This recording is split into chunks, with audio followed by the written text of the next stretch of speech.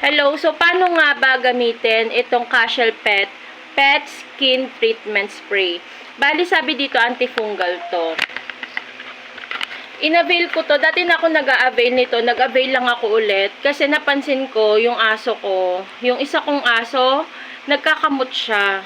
Bali, nag-avail ako ulit kasi naubos na. Pangalawa or pangatlo ko na to. So, paano nga ba to gamitin? Simple lang.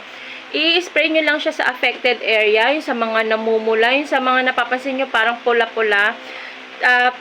Ilang beses, 2 to 3 times a day pwede. Tapos, for 7, minsan yung sa akin na, yung mga past na gamit ko, 3 days lang.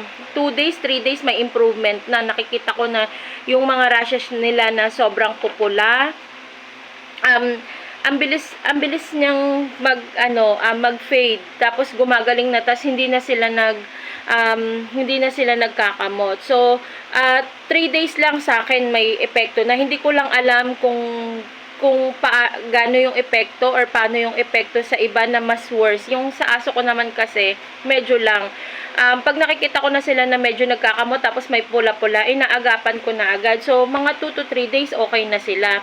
Pero, dun siguro sa mga ano bang tawag dito? Sa mga medyo mas malalala yung mga rashes na or yung pangangati ng dogs nyo. Siguro 7 to 15 days, depende. Kasi meron din aso yung ate ko, ginamot ko din yon. Medyo mas worse yung pangangati nun kesa sa Shih Tzu namin. Pareho naman kami ng aso. Anyway, pwede to ha, kahit sa ang aso, pwede rin to sa pusa. Yan. So, yun lang. Try nyo lang. Ito, kung gusto nyo ng review, kasi mas maganda sana magkaroon ako ng review na yung sa aso talaga na mas malala yung rashes. Pero, gagawin ko kasi, kakalbuhin ko muna yung mga Shih Tzu ko. Tapos, gagawa ako ng before and after review niya para mas makita nyo yung effectiveness nito.